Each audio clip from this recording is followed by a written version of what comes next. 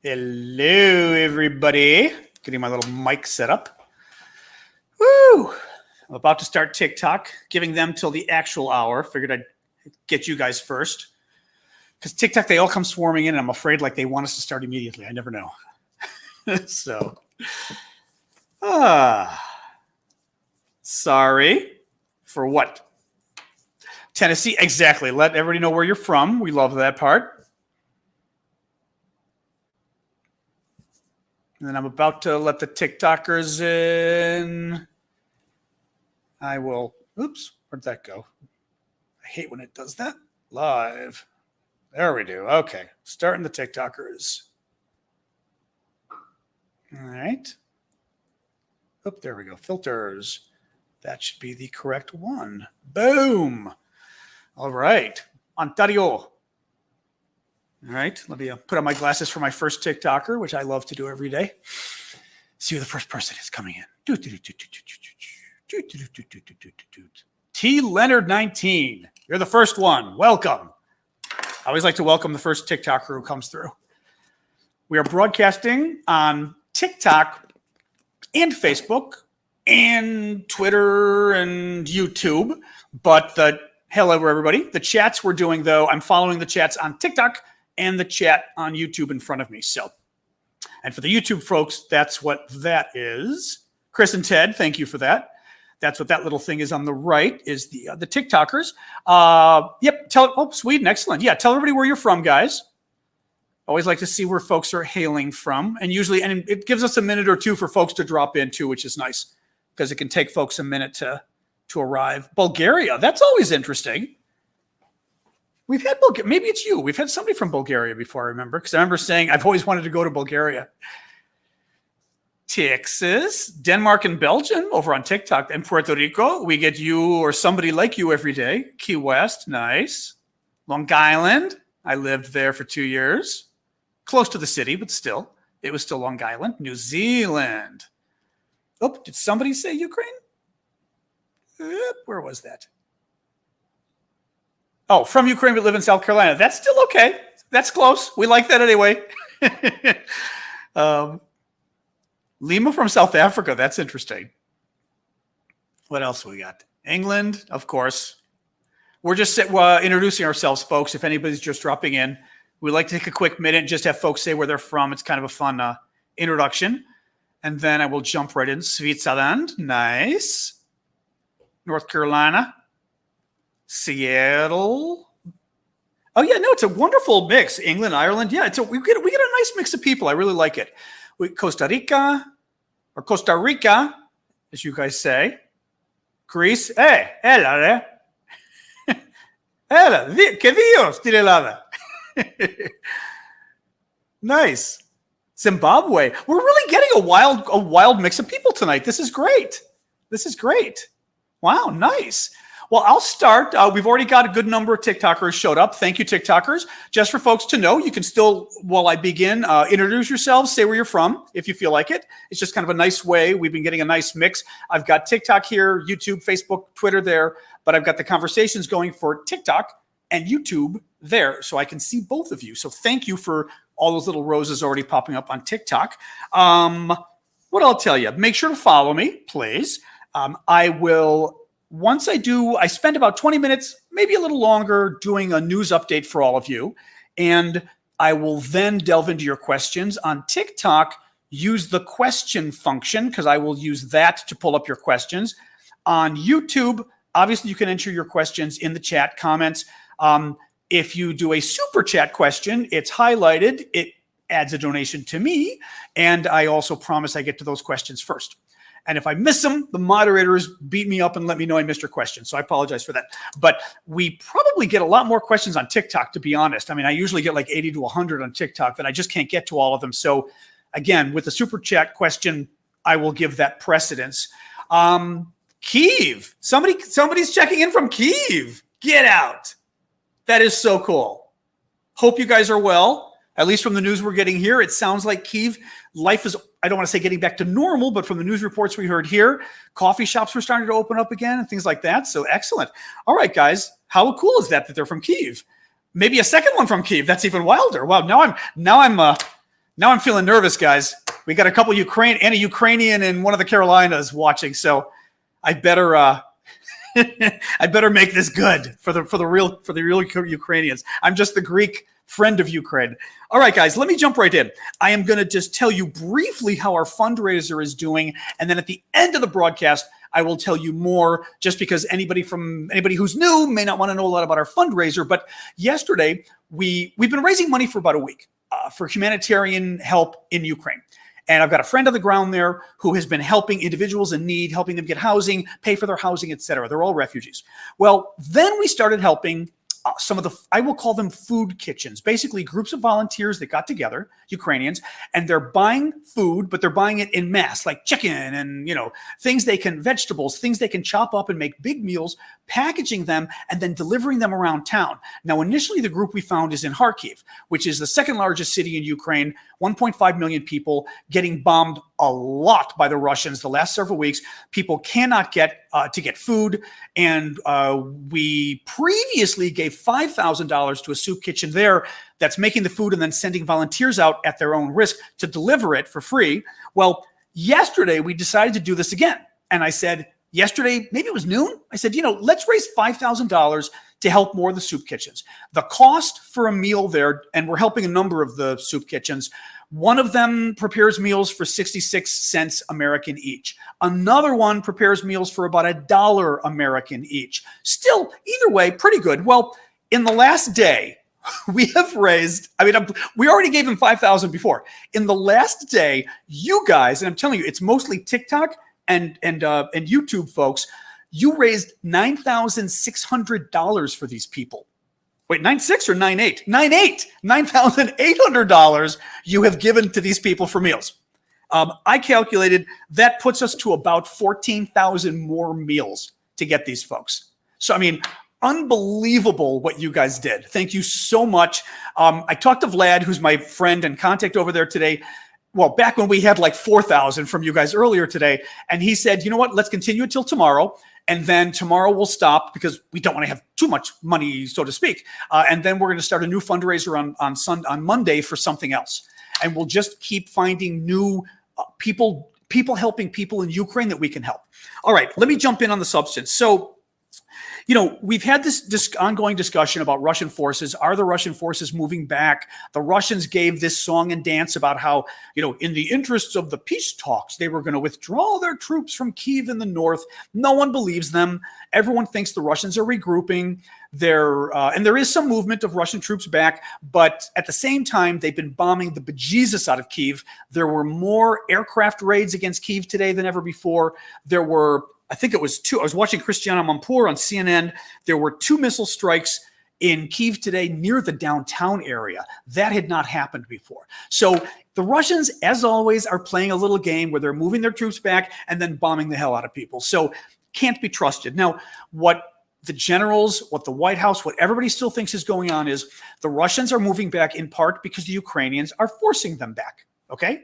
The Ukrainians are doing a very good job, and especially around Kyiv. I've talked about this before. The Ukrainians surrounded the Russian troops north of Kyiv. This was Putin's big plan. Remember, first 3 days, Putin was going to come down from Ukraine and Belarus, both right above Kyiv in the north, the capital, and was going to take over the capital in 3 days. Well, it's been 36 days or so now. And in fact, the Ukrainians are pushing the Russians back. So that's why they're withdrawing. They're withdrawing because they're getting beaten. The other issue, though, which I thought was very interesting with the withdrawal, I'll sort of jump down on my issues here, but there has been a Russian withdrawal from Chernobyl. Now, you guys have asked me every night during the question and answer part we have at the end what the latest was on Chernobyl. Chernobyl is a Ukrainian nuclear plant back when Ukraine was part of the Soviet Union in 1986 that blew up, and it had a literal nuclear core meltdown. The worst thing that can happen. It was the worst nuclear accident in the history of the world, even worse than Fukushima in Japan a few years ago. The worst ever, spread radiation across Europe. Well, the Russians come in and invade. They start bombing Chernobyl like idiots. They're literally firing at the place. There's video of the man who runs, because they've still got to have staff there to make sure it's safe, to keep it safe. and the man who runs the place telling the Russians, Russian tank, stop shooting at us. This is a nuclear facility, right? Well, the Russians take it over. They put their troops inside and they make it like a little mini base of theirs because they figure if they put their troops and their weapons inside, the Ukrainians won't attack because the Russians are idiots to attack a nuclear base, but the Ukrainians aren't that big of idiots to attack, right? So long story short, a number of the Russians are leaving today. It is not clear why. The White House thinks they're repositioning, meaning they're leaving so that they can move to eastern Ukraine, because that's the new area that for sure Russia is focusing on is eastern Ukraine. They want to annex the east and make it part of Russia. But what the Ukrainians are saying is that a number of Russian soldiers there at the facility actually got nuclear radiation poisoning. And they're claiming that 9 buses of irradiated soldiers had to be evacuated. Thank you for that, by the way. That things got so bad that the soldiers were showing symptoms and starting to freak out because the Ukrainians told them, you've got radiation poisoning. What these guys were doing is they were driving around the worst parts of Chernobyl. Now, when the plant went off, radiation went everywhere. It poisoned a lot of the soil to the point where that soil is radioactive for, forever, basically. Well, the Russians went driving through that area, kicked up the soil. Now, this is an area where even the Chernobyl staff aren't allowed to go. It's that nuclear. It's that dangerous. And the staff, with all of their safeguards, it's forbidden to them because they can't do it safely. These idiot Russian troops went in there with their vehicles, kicked all the dirt, had no safety gear on themselves. So the dirt's getting kicked up. And what is it doing? The car, air conditioning, whatever it is, not air conditioning, the heat is sucking the air into the car. So they're breathing it. And then for whatever crazy reason, thank you for the little ornaments, for whatever crazy reason, they start to dig trenches too. I don't know if the trenches were to sleep or whatever in the irradiated soil. Well, it looks like a lot of these troops are irradiated. According to some journalists, they're removing the buses to Belarus for the Russian soldiers to be treated. And there's already been stories of buses of dead soldiers going from Belarus into Russia, but secretly. Now, the Pentagon was asked about this today. They kind of said, they haven't seen any proof that it's true. They still think the Russians are regrouping in the east. So who knows? But there were some. There was no reason really for the staff at the nuclear plant to report that the Russians had dug up all this soil and breathed it in, because I don't know. I mean, I'm not sure what propaganda benefit that causes. It just struck me as a story that sounds real, Anyway, Kharkiv, the second largest city in the Northeast. This is the town where we did the fundraiser, and we've been helping folks out with food in that town because it's been being bombed by the Russians for weeks. It's under increased fire in the last day. President Biden said that it's an open question whether Putin is withdrawing troops from that whole area or just going into eastern Ukraine, which is what we talked about. In other words, they're not withdrawing to Russia and quitting. They're going to the eastern area. Now, one thing I want to mention really quick, because I learned this today. Now, again, if you look at a map of Ukraine, and I know this is opposite maybe on YouTube. TikTok, I think it'll be right for you guys. If you look at Ukraine, you look in the north, you see Kyiv. The northeast, you see Kharkiv. And that's those look cool. I mean, you see Kharkiv, and in the northeast, and it's very close to the Russian border. Well, if you look at a map of the highways, a lot of the highways connect to Kharkiv. Basically, the Russians needed to take Kharkiv so they could move their troops easily around Ukraine. And what's happening now is all those troops north of Kyiv, they wanted to take those, and I mean, you can just see my hand. They wanted to take them and go like this, like go boom, down to eastern Ukraine. Now they've got to take them and go up to Belarus, over to Russia, and basically circle around the map and then come in. I heard today one general saying what should have been a 300 or 400 mile trip at most is going to be a 1,400 mile trip because the Russians didn't capture Kharkiv. So that, and I'd never heard that before, that is one of the main reasons the Russians wanted Kharkiv, because it was so strategic, and they ain't getting it at this point. So that's good news. Russia is still destroying Mariupol. Mariupol is that very sad town in the southeast. It is a key town to one of Russia's main objectives. Main objective of Russia. Okay, look, they wanted all of Ukraine. They clearly did. They wanted to take Kyiv, the capital, just to embarrass the Ukrainians and to install at least a puppet government, right? What they wanted to annex, at least, honestly, I think they were going to try to annex the whole country, but at least they wanted to annex this eastern part of Ukraine called Donbas, right?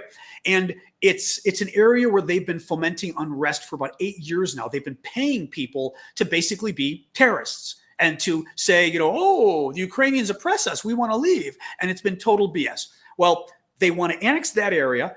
They already annexed Crimea in the south. If you look at the map of Ukraine, there's a peninsula sticking down into the Black Sea. The Russians came in and stole that in 2014. And as I always like to show, but here's the problem. Crimea's here. Eastern Ukraine's here. In between is the rest of Ukraine. They want a land corridor connecting the land they're stealing in the east and the land they stole in the south. Well, that land corridor goes through Mariupol. That's why you keep hearing so much about Mariupol. Mariupol's the town. I mean, they have been bombarding it for weeks. Hundreds of thousands of people trapped. There's still 100,000 trapped there. They've had no food, water, heat, anything for weeks. I mean, they've had to dig up, whatever they can do food-wise, but no supplies. And this is the town where the Russians blew so many things the Russians did here. They bombed the theater that had the words children written outside of it. They bombed that maternity hospital. It was a whole children's hospital, and they bombed the maternity wing and killed that one woman, the one pregnant woman, her baby. The baby was born stillborn, and she died. It is also the place, and I checked on it today because you guys mentioned it last night, the Russians bombed a Red Cross warehouse that previously had stored food and medicine and things, but didn't anymore. But in Mariupol, the Red Cross warehouse that had I've got a picture of it I put on TikTok. It's got a big red cross on the roof because it's a Red Cross warehouse. The Russians bombed it twice in the last 2 weeks. They knew what they were doing. They wanted to wipe out the Red Cross supplies so they couldn't help save Ukrainian civilians. I mean, this is how bad it is. Well, anyway, Mariupol, the Russians let them open a corridor today to let some of the civilians out. Not that many got out. It wasn't open nearly long enough. I've read there's still another 100,000 or so that are trapped there. And to make matters worse, as buses were trying to come in and leave, 12 buses were coming in carrying food and medicine. The Russians reportedly stole them, just confiscated it and took it all because they don't want them to save civilians. The second thing was there's 30 buses. CNN reported 30 buses that were meant to carry refugees out of the town were held up near Mariupol at a nearby town by the Russians overnight. Now, what I don't know is, does that mean they were held up coming into town or held up going out of town? My suspicion is they were held up going out of town. Like they let them leave and then immediately arrested the buses, basically. So who knows what's going on with that? This would not be new for Russia. They have a history of blowing up, thank you for the flag, of blowing up refugees. Basically, they set up these corridors and then they blow them up. They did it already earlier in Ukraine as well. And thank you for that as well. Sip of water and we continue. I said there's a lot of news today. I mean, news that I think is worth telling you about. Russia has kidnapped 11 Ukrainian mayors since the war started, probably because they want to install their own puppet governments. Again, if you thought you were taking over the whole country or half the country or whatever, start installing your own people. So towns that they took early, they probably installed their own guy thinking, woo-woo, and then Ukrainians shot that plan down. The British intelligence chief, very interesting. The British intelligence chief, the guy who runs the GCHQ, which is the National Security Agency of Britain. Basically, it's the spy agency that intercepts messages. It does electronic intercepts and things like that. It's not like the CIA types would be the ones that, use secret agents and stuff, right? The GCHQ is the one that has, the super duper satellites and things that listen in and spy on communications, right? Well, they said that according to the reports they've got, the Russian morale is so bad among the troops that they're sabotaging their own equipment. They're refusing to follow orders, a lot of them. And in one case, although this was thought to be incompetence, they shot down one of their own airplane. Now, I know a lot of people are wondering, by accident. The one thing that was pointed out was by somebody else in Georgia. I think it was in Georgia back in 2008 when the Russians were, destroying that land. Of the something like, I want to say 6 or 8 Russian planes were shot down. Of that, 4 to 6 were done by the Russians themselves. So the majority of the planes shot down, of Russian planes in Georgia, were shot down by the Russians. So this is something, in addition to ammo depots that they seem to blow up a lot, their own ammunition depots, they're very bad about shooting down their own planes. All right. A few more quick little updates. 300 Syrian troops arrived in Russia. These are, we had heard before about the Syrian troops that supposedly were going to come and be fighting, but we weren't sure if it was a rumor. 300 have already arrived. They're training in Russia before they come to Ukraine. My suspicion is because, you can't just take a foreign army. You've got to do some kind of a joint training so they know how to even work with you, right? So that's the first thing. Really sad article because it said many thousand more Syrians were expected to come. And they tried to appeal to them in this sense of brothership. Like, the Russians came and gassed your citizens, so don't you want to come and do the same? This kind of crazy stuff. Well, the reason it said a lot of the Syrians are going is because the Russians are paying them and they need money. I mean, this is really sad. And the worst part, listen to this. Many are being paid and promised that they will have non-combat jobs. Things like guarding oil refineries and stuff. They're literally telling these kids this. I mean, and this is Russia, mind you, Russia that lies about everything. They're sending these poor guys in as cannon fodder. They're sending them in to be killed because there's no way in hell, especially the Syrian. You think they're going to give the cushy job guarding the oil refinery instead of the job where you're charging the crazy Ukrainians who are killing everybody? You think they're going to give the cushy job to the Syrian, or they're going to give the cushy job to the Russian colonel who goes, I'm sitting back here, you all go in. So really sick, though. Really sick, I think. Just, telling these guys, we're paying you, and don't worry, it's going to be the easy job. Pentagon spokesman John Kirby also said today that about 1,000 mercenaries are now in Ukraine from the Wagner Group, or the Wagner Group, however it's pronounced, which is a Russian military contractor, infamous. I saw a general on. They've been deployed to eastern Ukraine, as we talked about. The new increased assault is now going to be on eastern Ukraine, so the Russians can annex it and make it part of Russia. Well, they've got these guys there. One of the generals I saw on TV literally said, these guys are murderers. That's it. They're murderers. These are the worst of the worst they're sending in. So that doesn't bode well. President Biden tapped the Strategic Petroleum Reserve. America has a lot of oil in reserve in wherever, in the mountain or wherever. He's tapping it to try to help with gas prices. Thank you. From what I heard, unfortunately, it may only help with 5 to 10 cents a gallon. So, not going to help a lot. I think prices have gone up. I think they've gone up about $1, at least out here. The national average went up about $1 since the war started, I think. I want to say we were at about $3.25 a gallon, which is 4 liters. And we're now at $4.25 a gallon for the national average. Lower some places, higher in California. This was interesting. There was a new poll done by Pew Research, very reputable American pollster. One sec. Of the American opinions of world leaders. Now, let's start at the bottom. You may not be surprised. Actually, I'm glad to see Vladimir Putin is at the bottom. He is only people. They asked if you have confidence in the person. So people have 6% of people have some or a lot of confidence in Vladimir Putin of Americans. That's good. Chinese President Xi Jinping. 15% of Americans have some or a lot of confidence in him. President Biden, 48%. That's actually not bad because Biden's approval has been down towards 40 a lot. So that could even show a bit of a war bump, in terms of people rallying around the leader. German Chancellor, 53%. I'm kind of intrigued because I would think Americans would have no idea who the German Chancellor was. So I'm a little intrigued. This one intrigued me even more. French President Emmanuel Macron, 55%.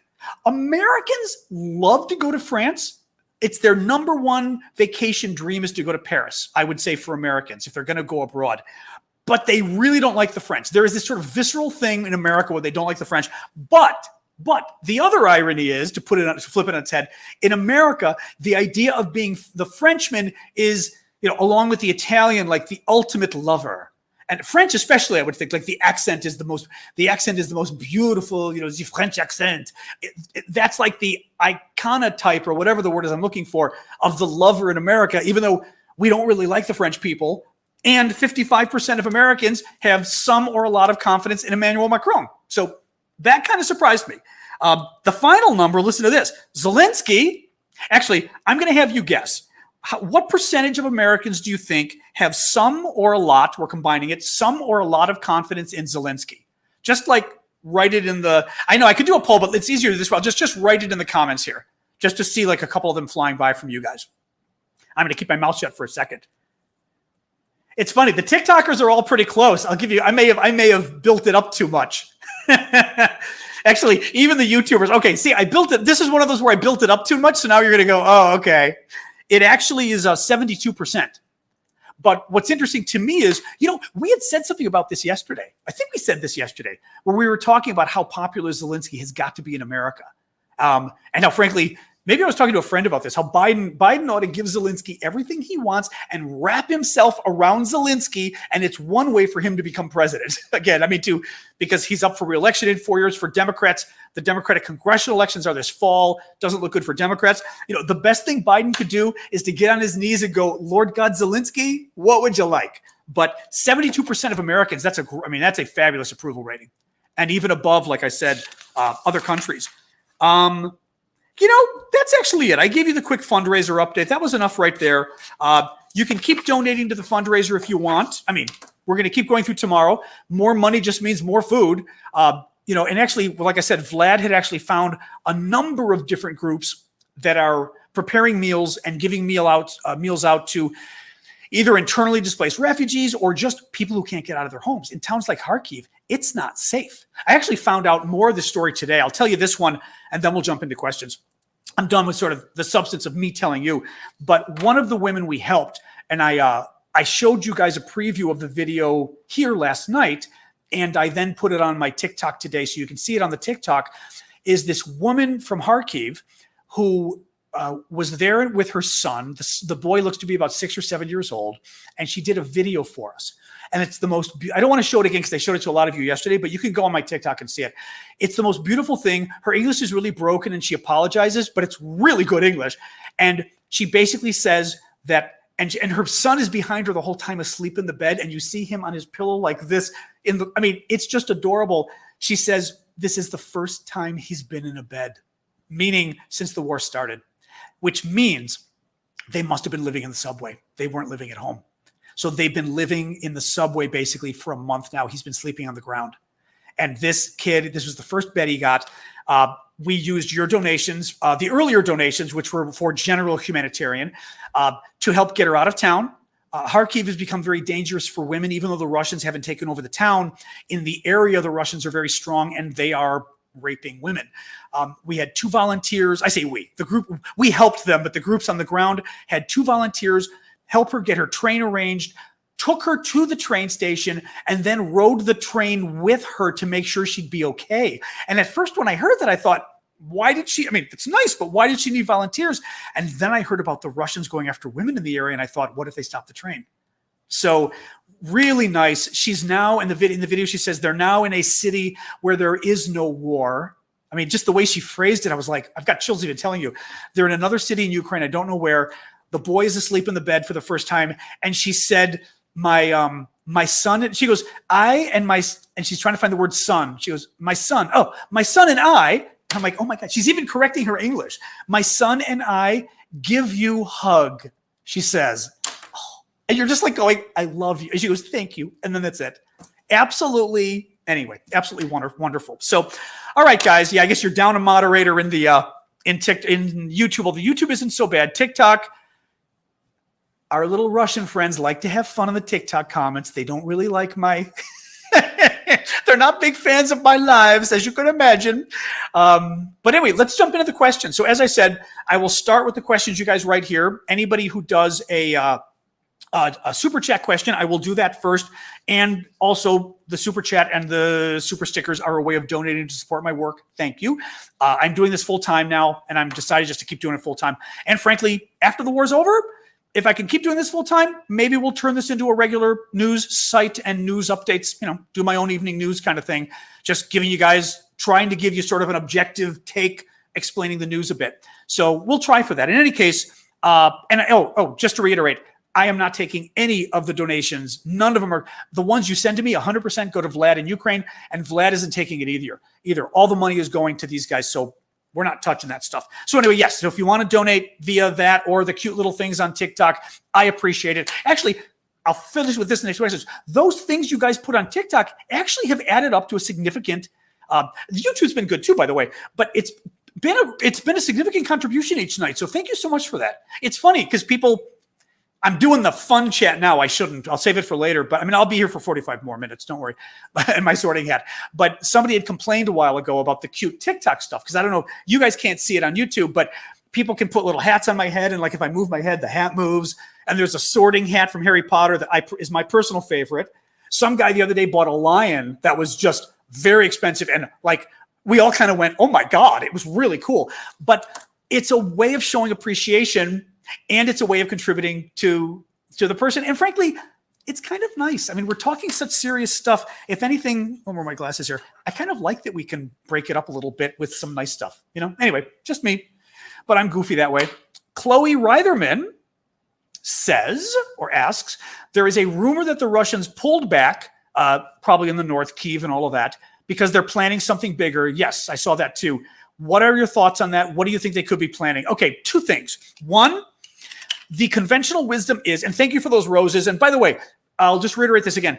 I can see all of your comments. I've got the phone right above your comments on TikTok are right above the comments on YouTube. So I see them all like right there, origami. So even when I'm looking at YouTube, like the rose, it catches my eye and I see it. So even if I don't mention it because I'm in the middle of talking, I do see the gifts you guys give. So thank you for that. Just wanted to throw that out there. Okay, two things going on, Chloe. First of all, we know all the U.S. experts, NATO too, I'm sure, but all the U.S. experts, all the former generals, the White House, everybody says, first of all, don't trust the Russians. So when the Russians say they're withdrawing, don't trust them. So when they say they're going to withdraw out of Kyiv in the north and maybe even around Kharkiv because they want to give peace a chance, give me a break. What is happening is the Russians are regrouping. A couple different things. Their troops are beaten. Like some of the Russians have got to get out of there because they're getting surrounded and they're going to get either killed or taken prisoner of war. 10,000, in fact. Oh, that's cool. I don't think I've seen that one before. 10,000, in fact, they're talking about. So those guys have got to try to get out of there if they can. The second thing is, like we said, Chernobyl. Some of these guys probably have radiation poisoning. There's actually somebody, that's funny. Misty just said the same thing I'm saying. You said it the second I was saying it. The Chernobyl thing. A lot of these guys probably have radiation poisoning and had to pull out. Third, Putin does realize he's lost Kyiv and they're losing Kharkiv, two of the big cities, the two biggest cities in the country and two cities they wanted. Oh, that hasn't popped up in a while. Thank you for that. So you've got that. The final thing is Putin has always wanted the East and he's always wanted that land corridor going from eastern Ukraine along the sea, Mariupol, etc., to Crimea in the south. So to do that, he needs to move more troops there. And what they're doing now is reevaluating and saying, you know what, we need to just move all our troops into the East and maybe we have a chance of stealing the East is what I think is going on. Thank you for that, by the way, on TikTok. And I think that's what a lot of our experts think. The final thing, though, which is interesting in what you just said, Chloe, also a number of people I saw today, the experts said they're worried about something big coming. Just what you said. To me, they didn't know what it was. To me, it made it sound like a huge bombing campaign is what it sounded like to me. And frankly, it would kind of make sense because it's not like they have a bunch of hidden troops that we know of that they can just bring in. Like, oh, another 100,000 troops arrive. Not really. And our satellites would see them coming anyway from, hundreds of miles away. So my suspicion is it's going to be whether it's airplane bombing, whether it's artillery, whether it's cruise missiles, because I think they've still got several hundred cruise missiles that you can fire from far away. So that I think my worry is it's going to be some massive, and frankly, maybe it's Kyiv. Maybe they're just going to obliterate Kyiv with cruise missiles. They haven't done it yet. For example, they haven't gone after the government buildings in Kyiv yet, which is surprising, right? So anyway, that's what I think. Second, from Casey, CB Win. Yeah, Japan claims the Kuril Islands. That Japan decided to cause a little trouble a couple weeks ago. And frankly, when I heard it, I thought we put them up to it. We probably did. After World War II, I probably ought to read up it. Actually, and again, if MT History Buff is here today, he can tell us. You are. But more or less, after World War II, I want to say the Russians took the Kuril Islands from the Japanese, is my guess from what I know. The Japanese want it back and claim it, or at least it's contested. The Japanese are claiming it. Obviously, they want their islands back. And a couple of weeks ago, north of Japan, a couple of weeks ago, Japan, once the war starts, out of the blue, sort of reasserts its right to the islands. And it was kind of like, whoa, where's that coming? It was like North Korea shooting off that missile. Everybody's head kind of turned and went, where did that come from?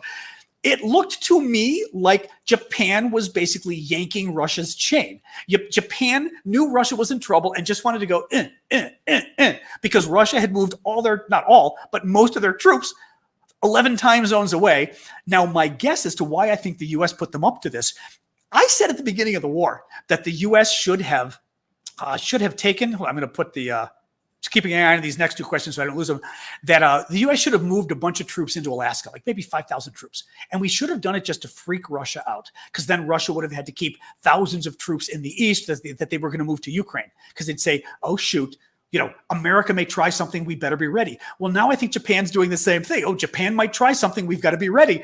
So I think we put Japan up to it just to keep the Russians having to keep a few more troops in the east, and frankly, to keep their military planners busy, because now the military planners are having to examine satellite photos from Japan and spend part of their day doing that than just paying attention to Ukraine. So that's my guess on what's going on there. I don't think Japan would try anything, although now would be the time for anybody interested in Russian land, right? Russia's at its weakest, clearly. I don't know, Tony. Tony asks about Trump's continued relationship with Putin. One of the things I'm trying to do, and we've been very successful, is not to get into the whole Trump-Biden thing. Not just Trump-Biden, but Trump in general. I've got very strong feelings on Donald Trump, but I don't want that to become what this is about, because we have all been so unified on the Ukraine issue, left and right, and in Europe as well, pretty amazingly so, considering where we've been the last few years. And I don't want to kind of mess it up by going in there. I've got opinions on the Trump stuff with Putin and stuff he said recently. I just worry that if I get into it now, it's just sort of asking for trouble. I will say one thing, because what I can do is I'll put on my objective reporter hat. We'll do it that way. Trump had come out, because this is kind of Ukraine related. Trump had come out and said there was some kind of a Hunter Biden scandal, some scandal with the son.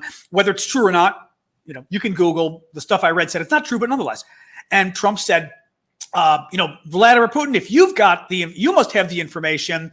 It would really be great if you could release it. But the problem was Trump said this like a day or two ago in the middle of the war. We are basically at war with Putin, and it probably isn't a good time to appeal to our enemy to attack our president. So I'll leave it at that. Wherever you are, to be honest, I'm starting to not like Hunter Biden very much, I have to say, but I don't want to go there. But yeah, personally, I don't love the idea of figuring out ways to help our enemy and attack our president in the middle of a war. So anyway, I'm going to leave it at that, though, because seriously, I don't want to get into the Trump. I haven't even been posting about Trump. I'm just really trying to post. I am only posting about Ukraine, hopefully until this is over. Cecil or Cecil, and I still haven't figured out the correct pronunciation of your name. Here in America, we say Cecil. The Brits often say Cecil, or Cecil, I think, yes. Do you think Putin is preparing to lay all the war crimes on his generals, staff, and troops to avoid incriminations? Would that even work? Sure. Sip of water, and then we'll talk about this. I've said before, and actually, I did a lot of reading on this recently just to get up on it. The hardest part about war crimes is proving the higher ups, because it's just like in a court of law. You'd have to be able to prove that the person knew in some way, shape, or form. They approved whatever. And the problem becomes, I gave the example of bombing that theater that had children written on it, right? The guy flying the plane, guilty of war crimes. If it was a clear day, if he was targeting that theater, he could see it, right? So they knew there were children there. He's a war criminal. Did his boss give him orders to target that facility? Then the boss is a war criminal. This would be the argument, right? You would charge both of them. Did the general, there's like 20 generals. Well, there were 20 generals. The Ukrainians killed 7 of them, but I assume they get replaced. So the 20 generals, the general that's in charge of that area, did that general know about the attack in advance? What did he do about it? And then you go back to Moscow. Did Moscow, the Minister of Defense, the President, Putin, or anybody else, did they know about that attack? And this goes for anybody else in the chain of command, did they give any commands, orders, statements that made clear that you shouldn't care about civilians? Like, don't worry about the civilians, right?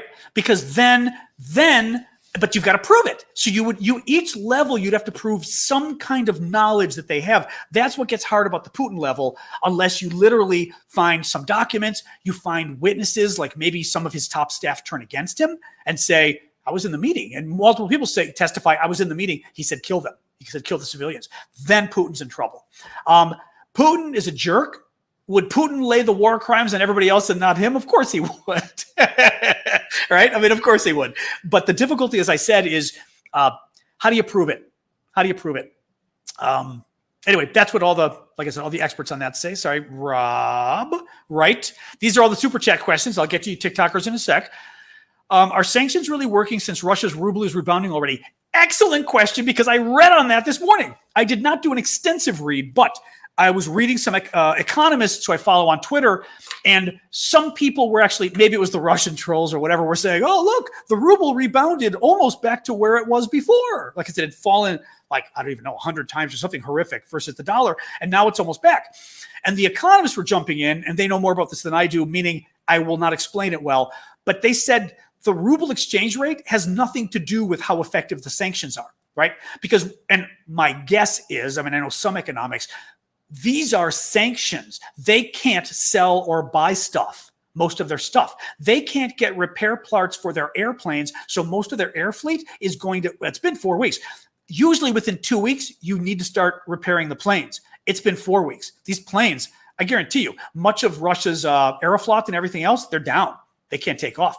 And even though there's a war and the rest of the world's cut them off, Russia is 11 time zones. They need those planes to go back and forth. So it's still hurting them. Selling their oil, even though we haven't done an oil embargo, companies don't want to buy Russian oil. Like the big oil companies don't want people to know it's legal, but they don't want people to know that they bid on Russian oil because this stuff is public. So the last I saw was Russia's oil sales were down 20 to 25%. And that's huge because that's where Russia gets a lot of its money. So the sanctions are judged by whether Russia can do business, not how.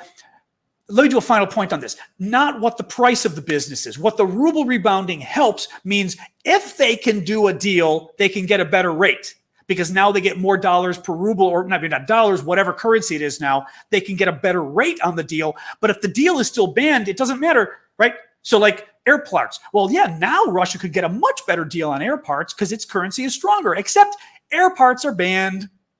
You know, the airlines all banned it. So that's the difference between the exchange rate and whether the sanctions are working. I did know that one. That's what helps when you take economics in grad school. I loved economics, actually. I thought economics was fascinating. I really did. I only took a year of it, but I liked that it kind of made sense to me, even though people make fun of economists. Trisha P. Russian propaganda today. We will look for radiation, aka nuclear weapon in Ukraine. Yeah. Listen for, hey, let's say Chernobyl radiation poisonings were from a nuclear weapon in Ukraine. Yeah. I mean, well, okay. That goes hand in hand with I put this as a TikTok video. A guy from Komsomolskaya Pravda, one of the tabloid publications, obviously pro-Putin and all of that, was on Russian TV talking about how, and get this, we no longer have chemical weapons in Russia. We destroyed our chemical weapons. If chemical weapons are now, he didn't say if. He said, I think the Americans and the Ukrainians are going to use chemical weapons in Ukraine. And then they're going to blame it on us. Well, what he meant was, we're going to use chemical weapons in Ukraine, and we're going to blame it on the Americans and the Ukrainians, which is what we've been warning about forever. And there's your nuclear thing. That would be the same kind of thing. If either whether radiation is leaking from these plants because the Russians have been bombing it, thank you for that, whether they let off a tactical nuke, a small nuclear weapon to cause damage, that is a signal, like you said, that the Russians are themselves looking at some way to cause nuclear damage. They could do a dirty bomb. A dirty bomb is basically, and I don't know how to build one, so fortunately I can't tell you because that probably would violate somebody's terms of service. But the idea of a dirty bomb is taking radioactive material and, taping it onto a bomb. And when the bomb goes off, it blows up it blows up the radioactive material, and it doesn't cause it to explode, but it causes it to blow up. So the radioactive material that might have been a baseball is now blown to smithereens, and it's smithereens of radioactivity that are blowing in the wind. And they go everywhere, right? That's a dirty bomb. So it's the way of using nuclear power or radiation to cause damage and death. And even better, it's a terror weapon because it scares the hell out of people. If you knew a bomb went off nearby that had radiation, people would be fleeing for miles, right? So it's a terror bomb as well. So that would be probably the easiest thing for Russia to do because we wouldn't even know they had it. Unless, I shouldn't say that, unless the satellites can track, the radiation, who knows, right? But anyway, yeah. So yes, keep an eye on them. I'm worried they're going to try something. You're absolutely right. Kendra, thank you for the super sticker. That was sweet of you. Harvey, there you are. And I told you, Harvey, I saw your email come in after we talked last night on here. So maybe I didn't miss your email. I don't know. But anyway, I still got, you know what? I still got to get back to you. Let's do it a different way. Email me tomorrow and we'll schedule something, okay? Let's do it that way. Because I realized before I started the show that I owe you, but you ping me tomorrow and remind me, and then we'll set something up. So Harvey asks, what do you think about Putin demanding payment in rubles? Oh, I saw that. Oh, well, previously, but he's getting nastier today. Putin demanding payment in rubles for Russian gas or contracts will be stopped. Pretty much trying to blackmail Germany. And yeah, thanks for replying to the email. No problem. It came in at 9:02 p.m. my time last night. It was right after I got off with you guys. Bizarre. So Putin had said earlier that that one's always so weird with like the rouge on my cheeks. Putin had said earlier that he was demanding that, the enemy countries, everybody who's helping Ukraine will have to pay the energy they buy from Russia in rubles. Well, Europe said, no way, Jose. That's not what the contract says. The contract says, euros or dollars or whatever. And Putin, initially I saw yesterday that he was kind of backing down and said maybe they can pay in euros. Today got tough again and said he's demanding rubles.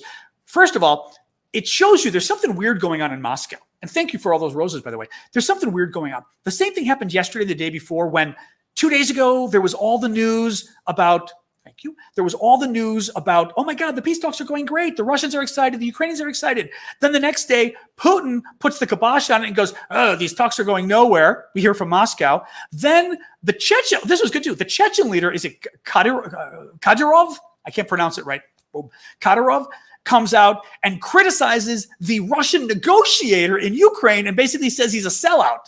So this crazy ass Putin ally is attacking Putin's own negotiator who says things are going well when Putin says they're going poorly. The good sign is that's chaos in the Russian government. That's great. I mean, for us, not great for them. And this gasoline thing, whether gas supplies, natural gas or oil or coal, frankly, as well. Poland just cut off all coal imports from Russia, by the way. They were the second largest importer in Europe after Germany. Thank you. After Germany, and they cut off all the imports themselves. And they said, screw it. They said, we're not going to wait anymore for the European Union. They're taking too long. We're just going to do it. Poland, I got to say, hats off to Poland, what they've been doing here. So anyway, Putin now is being a hard ass about the rubles for the Russian gas. What gets interesting here, I saw somebody on CNN who drives me crazy, and I don't agree with him on this. One second, my water. Saying that basically, I saw the sorting hat. I almost missed it. That, Putin's got the Europeans here because, glory to Poland. Was it Slava Polonia? I'm not sure how to say, or Polska? I'm not sure how to say Poland in Polish. But Putin, what the CNN guy was saying that drove me nuts. So he goes, Putin's got the Europeans in a real bind because they need that energy. They can't cut that off. Well, the Europeans have Putin in a bind because Putin is dying for money right now. And he needs that Western currency. So there is no way that Putin can afford to cut off energy imports. This is the sort of dance with the whole energy embargo thing. We in the West, US is okay, but Europe can't afford to cut off its energy to or they say they can't afford to cut off their energy imports from Russia because Europe gets so much. But at the same time, Russia gets so much of its money from its energy sales, it can't afford to cut off its energy sales. So I think Putin's BSing there. And I think the Europeans also know it, which is why they're saying, we're not paying you in rubles, but it's almost like actually, it's exactly like the nuclear thing, where Putin is trying to make it as though, he keeps threatening us with nuclear weapons and our leaders kept getting scared. And nobody is sort of going, knock, knock, Mr. Putin. Guess who else has nuclear weapons? You're not attacking us. Like, what are you think we're stupid? Same thing with the gas stuff. That was quick, but I saw it. Same thing with the gas stuff. You think we're stupid because we think you're stupid, that you're gonna cut off your own nose to spite your face by cutting off gas. So he could try. I think he's an idiot if he does, because it's the one remaining area of funding he's getting. And if he wants to keep fighting this war, he's got to build up a new military and more weapons. And good luck doing that. Timothy Lacroix, thank you for that, or Lacroix, depending where you are. See, since we've got an international crowd, I don't know, like whether I should pronounce it the French way or the Wisconsin way. LaCroix, Wisconsin. Or is that like LaCroix? Is it LA? I don't remember. Or Lacroix, being from Illinois. All right. I caught up. I want to just double check that I did. Yes. And then Kendra, super sticker. Thank you for that, Kendra. Let me go to a TikTok comment. Woo-woo! Ukrainian government is not corrupt, little Mr. Russian troll on TikTok. Well, okay, we just talked about Japan and the islands, so that was good. That was covered already. That was pretty weird. Yeah, Jonathan Farquhar, I will say, asks on TikTok, thoughts on the Russian jets in Swedish airspace. So somebody raised this the night or two before. I didn't even know it at that I didn't even know it at that point. And I then heard that what you said was correct, that it sounds like the Russian planes had nukes on them. Basically, some Russian planes decided that it would be really cute and funny to go buzz some Swedish planes and go into Swedish airspace. The Russians love to do this. They do it all the time. They do it to us. I mentioned previously there was some incident in the last couple of years where the Russians, I want to say they got within 50 feet, which is like, 15, 18 meters of one of our fighter jets. It was ridiculously, dangerously close. They could have crashed our fighter jet. And this is the kind of, bravado thing the Russians like to do. It's incredibly stupid. I will say this. I think it's part of Putin trying to freak everybody out. He unfortunately freaked our leaders out at the beginning of the war with this whole World War III thing and this whole nuclear thing. And again, our leaders immediately said, publicly, we're not going to invade. Don't worry, Putin. We're not going to invade. Well, that showed Putin that, A, we weren't going to invade, so he could do whatever the hell he wants inside Ukraine. But it also showed we're scared to death of the guy. He's crazy. He's got a bomb. Woo, right? But you don't want to let him know we think he's crazy. I mean, that we're terrified of him, and we did. So this jet thing was one more example of, oh my God, he had nukes on that plane, and he drove into Swedish airspace. What's he doing? So that we'll be more careful, and maybe we won't give Ukraine as many weapons because we're afraid this is all going too far. I think we're going to see more of this kind of stuff. Now that I think about it, we're going to see Putin doing more stuff to try to convince us that he's crazy and he's going too far. And oh my God, what could he do next? Doesn't mean he might not do something next, but he's trying to psych us out. And sadly, he's been doing a good job of it with our leaders, at least. Curtis Stryker. If the Russians reconsolidate in mass in the Donbas region, meaning reconsolidating their troops, moving a lot of the new troops there, the old troops are already there. How do you see that affecting negotiations? Will Ukraine surrender that land? Oh, there was just a poll today. You're funny. I was gonna make it part of the update, but I had so much news I didn't put the Ukrainian poll as part of my update. Maybe I need to print these things out and have them just in case. There was a poll in Ukraine that showed an overwhelming majority. It was either in the 70 percentile or the 90 percentile who felt that there was no way Ukraine should give up any land. And I think that might have even included, it includes anything, saying Crimea is Russia or giving up anything in the East, but overwhelming percentage of the population. So currently, that ain't going to happen, I think, from a Ukrainian perspective. And personally, I don't think it should happen because A, the Russians are not winning this war. B, Russia's losing a lot of money, a lot of prestige, and a lot of men and a lot of equipment, and a lot of their economy. Why doesn't Russia give up some land? I'm really quite serious about this. This is the same thing we get with the nukes, where we're sitting here as if we're the one, as if the Ukrainians are the ones who must have peace. Yeah, the Ukrainians are getting killed. I get that. And this is their choice, obviously. I'm not going to speak for them. Kisa, thank you for that, by the way. I'm not gonna speak for them, but there's an argument to be made that Russians are dying too, and they're suffering just as much as the Ukrainians. And when the war is over, the world is going to be pumping money into Ukraine. Nobody's going to be pumping money into Russia to rebuild, right? That ain't going to happen. So it bothers me. Oh, Timothy's got a question. Okay, I'll jump to Timothy in a second. But yeah, no, they're gonna Russia. That is one of the things people are saying, is that Russia is moving their troops now to the east because they think because they're doing terribly everywhere else. They wanted to take Odessa too. Now it looks like they're not going to get Odessa in the south. They aren't going to get Kharkiv. They aren't going to get Kyiv. So now they're moving to the east, which was the area that at least at a bare minimum they wanted. If they can get it, it gives them a better negotiating wedge, because now they're actually occupying Ukrainian land. Like basically the moment the negotiation, well, I guess it's happening now in a way, but not really. But on its face, the Russians are in a better stead if they own more of Ukraine, because even if they cut down the middle, then maybe they do get some land, or if they get some land, they get more land. So we're talking Donbas in the east, exactly. So yes, it's going to help them. The question is, can they pull it off? Their troops are tired. They're bringing in foreign fighters. Foreign fighters, I read, they're not bringing in enough of them, and it's going to be very difficult for them to sort of integrate with the Russian army. So let me see. Did I say it right? Kisa said you said my name right. I was very worried. I was gonna ask you and say, is it Kisa? Is it just, the thing is, like, I do speak foreign languages, but the problem is I default to foreign language pronunciation, which then also screws things up. So like, I'll use the foreign pronunciation, and Americans especially, God knows, but Kisa, that's very funny. Well, glad I got it right. I was waiting for that's not my name. Okay, I missed Timothy. I'm scrolling up here, or actually, was it? Nope, it's not that. That's a super sticker. Timothy. Oh, Timothy, super sticker. Thank you. Was there a question too? No, Timothy Lacroix, because I called him Lacroix. Did you have a question as well, Timothy? I didn't see it. Hang on, let me scroll below your thing. Oh, you did. You had a question right below it. I'm sorry, I didn't see it. Sorry about that. Will Ukraine retake Crimea? I don't think that's happening right now. We're just not hearing about it. I had said this a couple days ago. Like, I could see if the Russian troops are so on the run that the Ukraine, because, okay, Russia sort of invaded from four parts. They came through Crimea in the south. They stole Crimea in 2014, annexed it. So they had Russian troops there. They came there and invaded Ukraine that way. They came in through the east and basically through those eastern territories that some people are friendly to them and that they want to take anyway.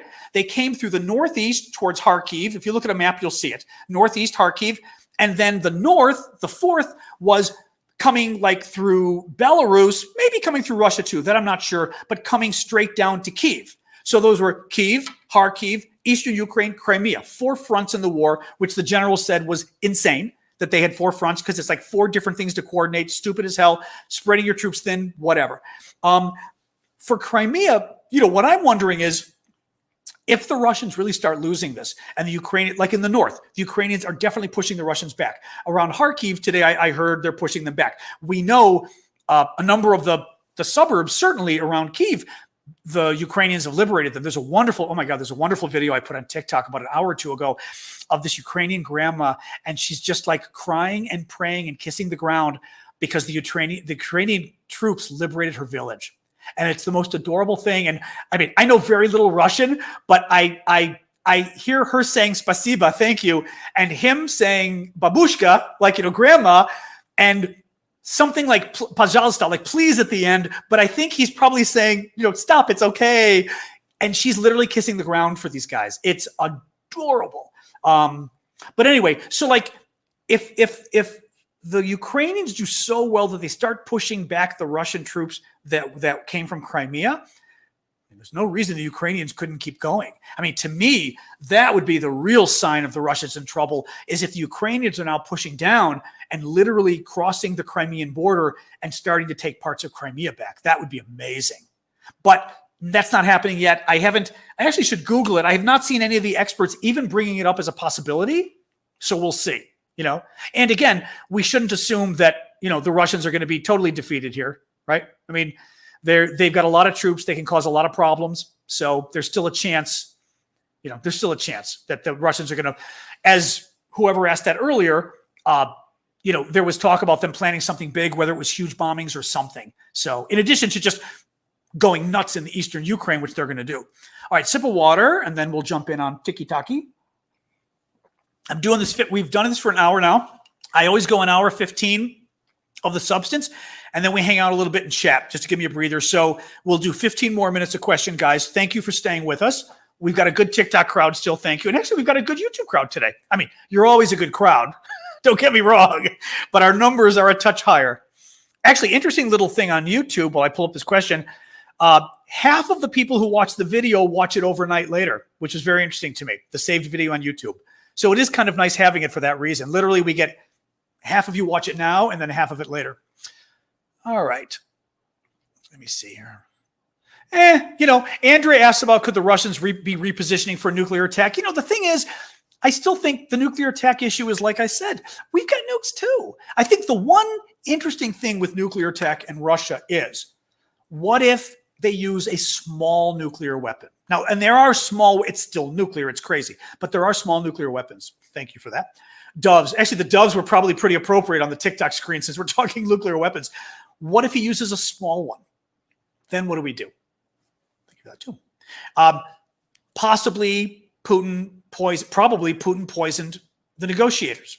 A couple weeks ago, we found out the Ukrainian negotiators and this Russian oligarch who was playing as a middleman. He used chemical weapons on them. That story went away. He used chemical weapons. We had said if you use chemical weapons, all hell breaks loose. It looks like he did. Well, that story kind of went away, right?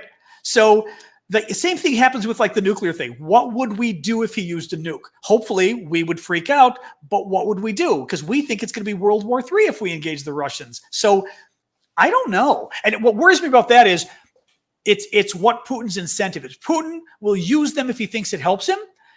And part of that calculus is what we're going to do in response. And I got to tell you, we've made clear we think it's World War III if we get involved. So I kind of, even with the nuclear thing, I almost feel like with the nuclear thing, we would demand the energy sales are cut off, but that's it. In other words, more sanctions. I don't know. Or maybe we'd finally give Ukraine all the missiles it wants and all the planes it wants. I don't know. But it worries me. And again, Biden, I give him an A- because I think insane the coalition he put together. And I really think he did it. He's giving everyone else credit, but he put it together. But everyone else deserves credit. The Germans deserve credit for standing up. They're being bad on some things now, but the Germans, amazing what they did. And they really came from, in terms of historically from where they were, being careful with their defense spending. The Swiss really stepped up. I mean, a lot of Poland really stepped up. It's been really good all around with all the NATO allies and Japan, countries around the world. Oh, the Swiss. Yeah. Thank you for bringing that up, Verena. The Swiss with the banking. My God, the Swiss put in the banking sanctions. The Swiss never do that. So really amazing what Japan, and a lot of sanctions from Japan actually with the banks too. And business sanctions too. Actually, the Russians, I was reading the other day, the Russians are going to have a hard time replacing their drones because the Russian drones use a Sony camera and they can't get it replaced now because of the sanctions. So that's kind of the interesting way that the sanctions sort of play into this. It's not just a matter of affecting Russia economically, but it's going to affect them in terms of if this war goes on long term, the weaponry they're going to have. Tony W. asks, I'm going to guess Canada. Have you heard of the news that there's evidence Putin is hiding in a bunker? Yes, although it's old news, so to speak. I researched it. Word that he's planning something big for Ukraine and probably hiding in case of a counterattack. The thing is, this was a story. I looked into it. This was a story that there hasn't been much new in the last couple of weeks.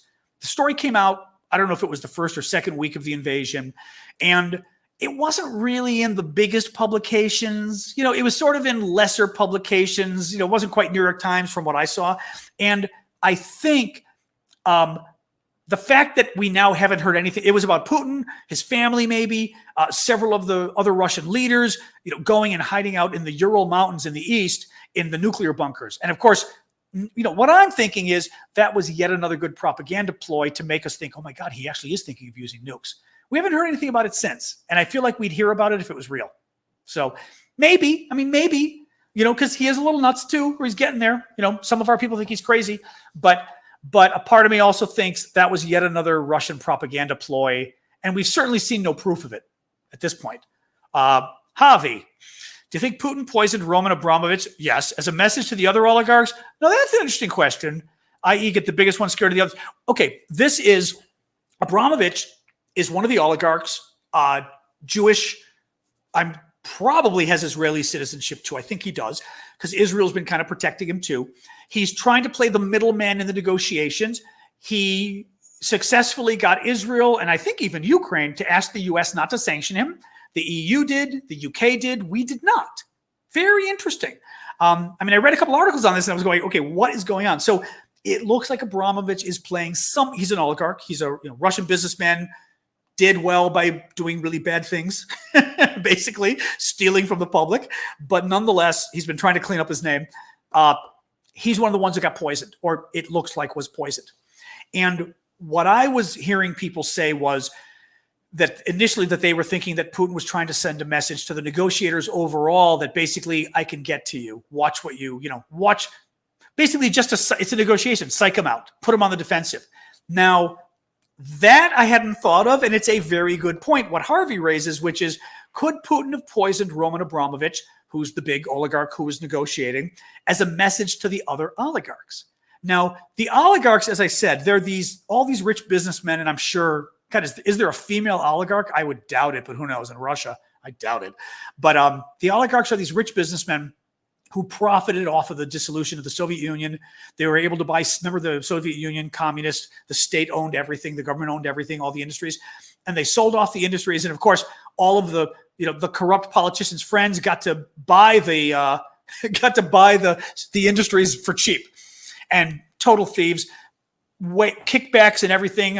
A lot of people think Putin is hiding his money with the oligarchs, that it's even possible Putin gave the oligarchs, 20 billion, 50 billion, 100 billion, each of them, who knows, and said, here's your money to play with, but it's my money. And when I want it, someday it's coming back to me. So who knows, right?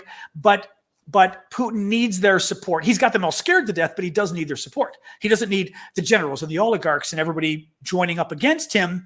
And one way to send a message to the oligarchs, and frankly, everybody else surrounding Putin, is Abramovich getting poisoned, because that just doesn't send a message to the oligarchs. That also sends a message to the Minister of Defense, who he's not been very happy with, the intelligence services, newspapers. Seriously, anybody within spitting distance of Putin is once again reminded this guy kills people. And he does it in the most horrific way possible. Because think about it too, using that chemical weapon, it's a terror weapon. He didn't just shoot them in the leg or something. Chemical weapons are a terror weapon. It's meant to be terrifying. Yes, you don't poison your friends. Well, in Russia, friends poison you. No, I don't know. It's but anyway, very scary. All right, another question from Tiki Taki. Another question. And remind me if I missed anybody on YouTube. I don't think I did as far as the super chat. Q&A. Well, that's a great question. Genie 0526 asks, how are Russian soldiers not more outraged by the Kremlin or at the Kremlin? From what we're hearing, they are. I haven't really done TikTok videos on a lot of these. They're very interesting, but I haven't really, I was tempted to read the script. So we know a lot of the Ukrainian communications are being listened to by the Russians. Or not by the Russians, a lot of the Russian troop communications are being listened to by the Ukrainians and probably the British and us and everybody else. The problem being a lot of things. The Russians shot down the 3G and 4G cell phone towers in Ukraine, or some of them, and the encrypted communications equipment the Russians use 3G and 4G cell towers of the country they're invading. So these idiots shot down the cell towers that their own equipment needs for them to talk securely, so nobody can, break. So it's encrypted, right? So nobody can listen in. So now they're using unencrypted phones. A lot of them are literally stealing phones from people in the towns they're occupying. They're stopping people. They're breaking into their homes and they're saying, give us your computer and give us your cell phone. And then they use the cell phone to call each other with or call home because their morale is bad. So they're also calling home with the cell phones. Well, they're using Ukrainian phones. First of all, it doesn't take a rocket science for the Ukrainian to say, okay, let me find a military person and tell him the Russians got my phone because I hope they send a missile at him. So they're doing that. Second of all, the Russians are seeing Ukrainian numbers calling numbers in Russia. Like as soon as you call mom, you're targeted as a Russian who stole a phone. So it's causing a lot of trouble for the Russians. The communications are showing these guys are very demoralized. Some of their friends have just basically left and gone home. One of the quotes I saw earlier today was talking to another friend of his and saying, at the beginning of the war, this convoy, not a different convoy in the north, thank you for that, coming down towards Kyiv. A different convoy, though, not the big 40-mile long one that the Ukrainians also basically stopped and killed. A different convoy comes in, and the guy gets on the horn and says, "We're out of fuel. A couple different ones. We desperately need fuel. Our trucks are stuck. You've got to help us." They only had enough fuel for a couple days, and Russia is terrible at logistics, which is basically planning in advance and saying, okay, make sure you have enough food, make sure you have enough water, make sure we have enough ammunition, make sure we have enough fuel.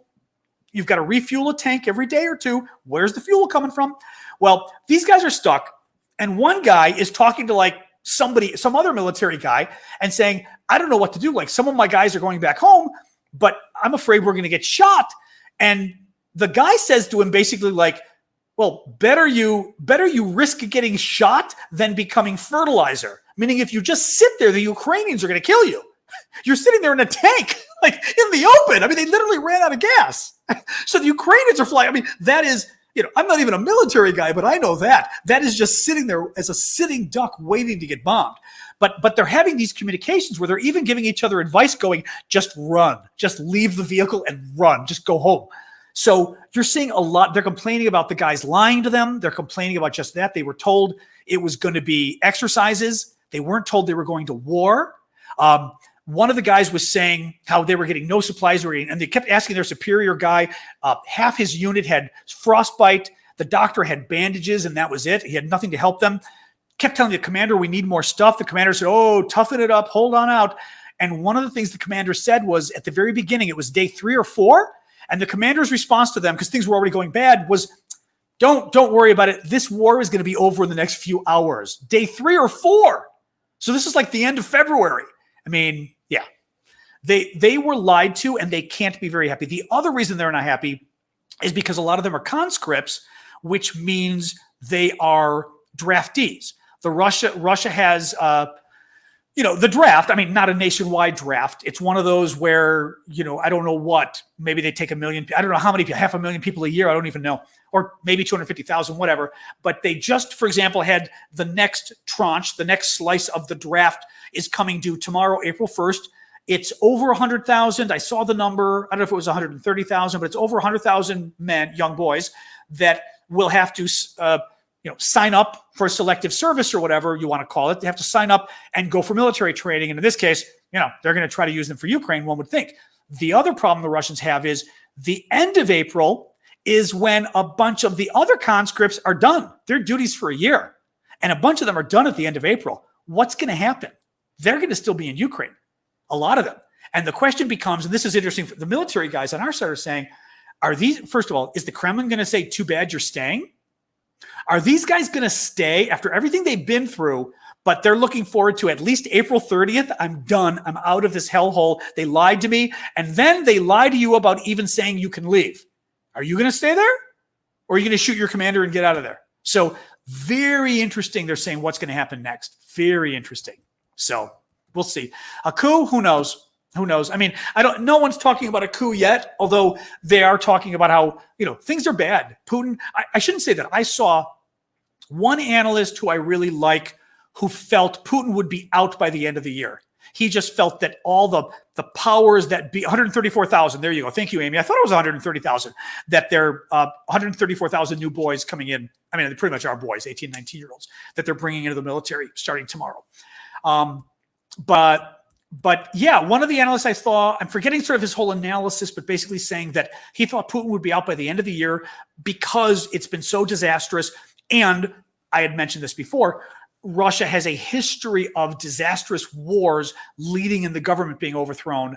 And actually, in the military, even taking a stand against the government. This is part of what happened with the revolution in 1917. I'm not such an expert on it, but part of it is the military rising up.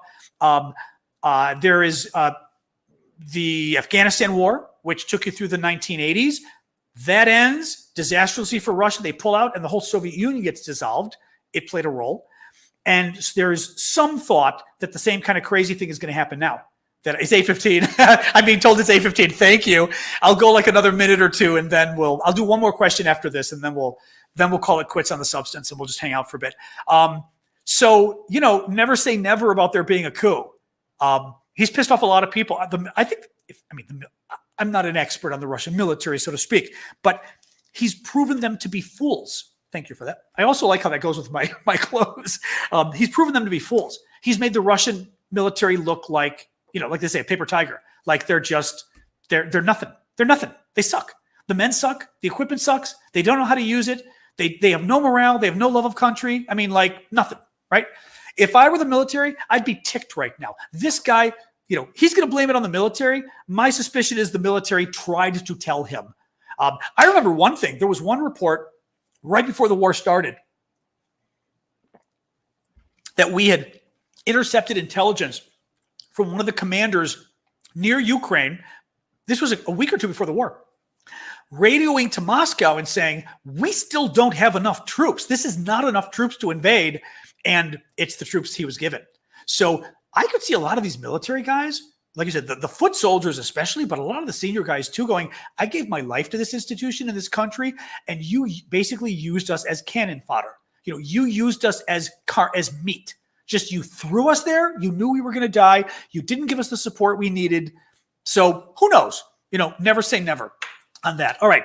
Last little question. You know what? I did several. I will see if anybody's got one on YouTube, because I just did I just did a TikTok. Nothing new on Anonymous. They seem to be doing good work. Thank you, Lindsay, for that. They just, somebody asked on TikTok, they're doing good work.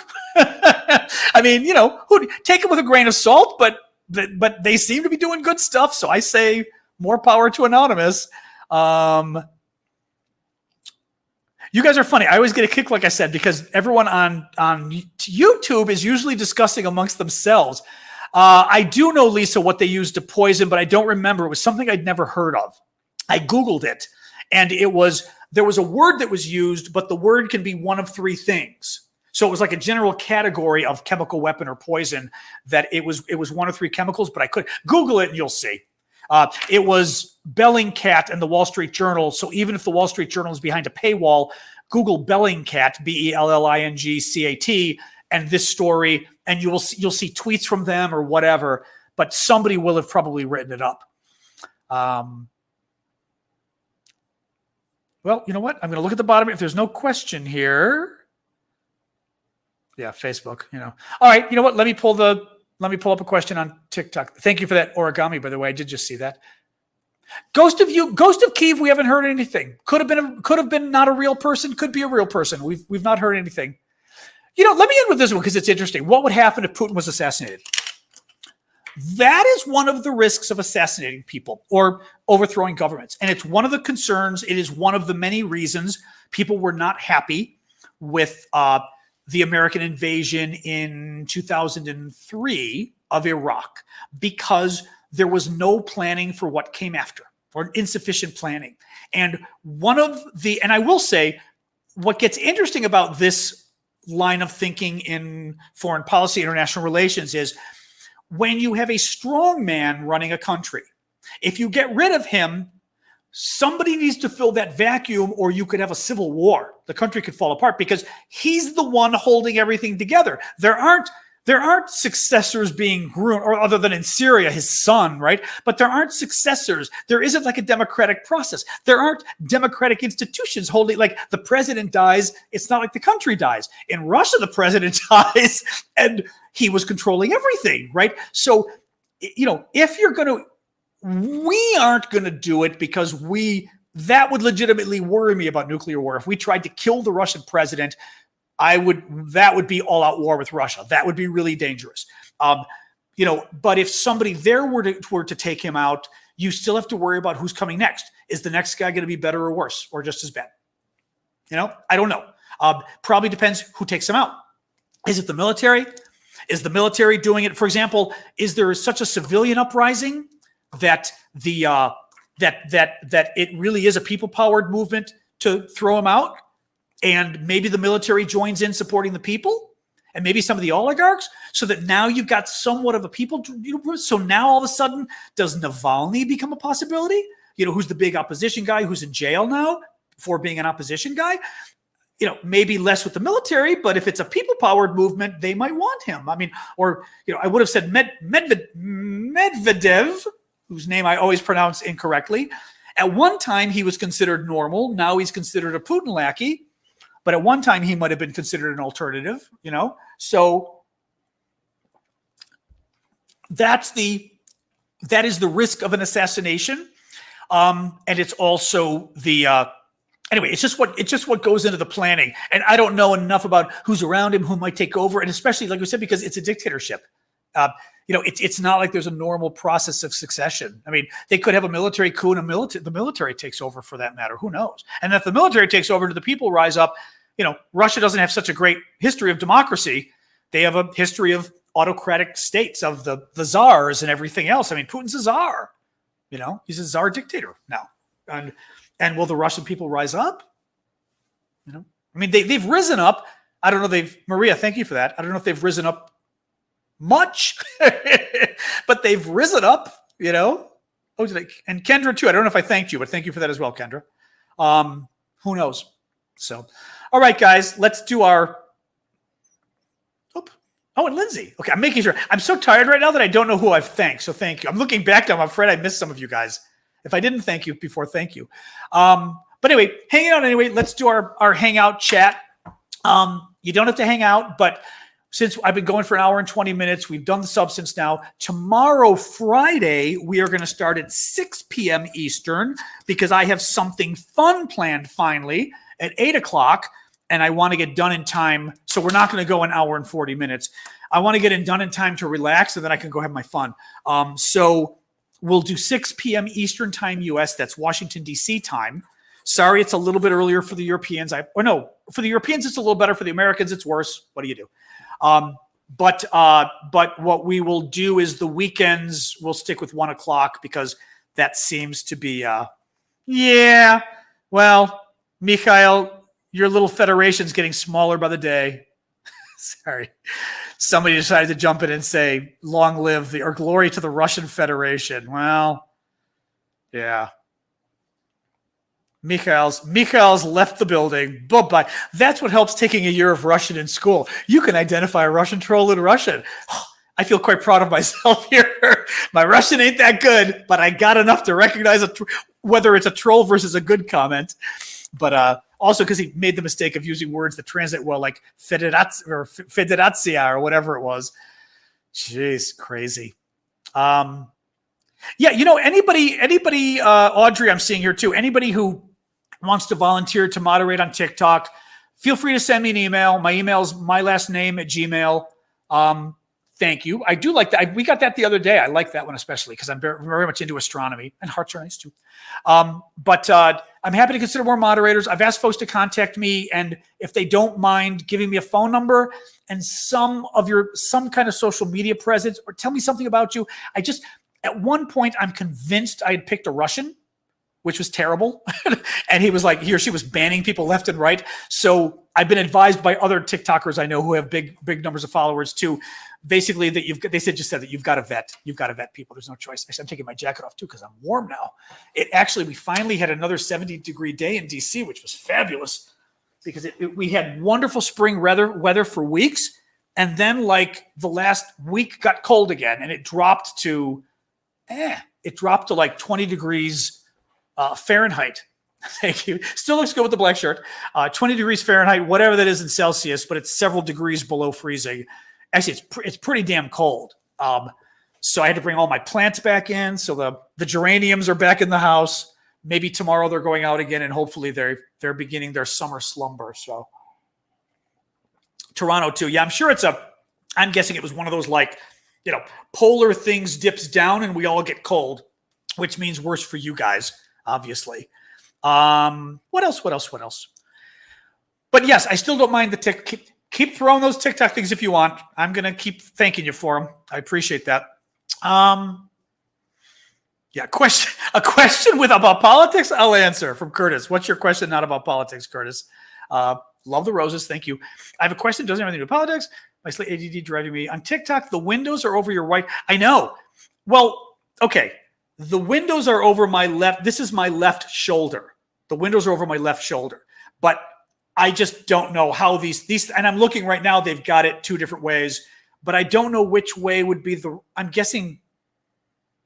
It's weird because for me, TikTok is showing me the mirror image if I were looking in a mirror. So my windows are there really, and in TikTok, my windows are there.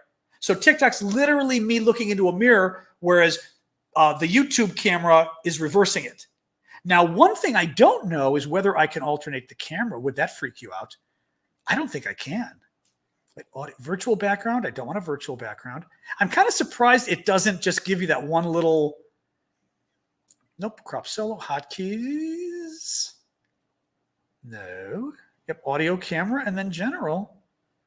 Wait. Shift videos up for comments, banners, audio avatars. Automatically add shared screens. Record a separate audio file. Nope. Nope.